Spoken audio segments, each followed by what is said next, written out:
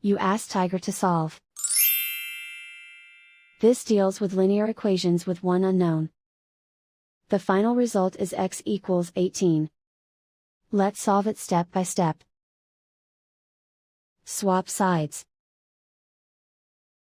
Group all constants on the right side of the equation. Subtract 7 from both sides. Group like terms. Simplify the arithmetic.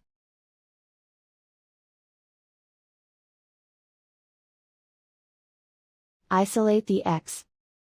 Multiply both sides by -1.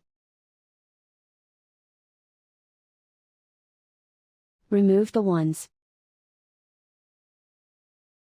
Simplify the arithmetic. And so the final result is x equals 18.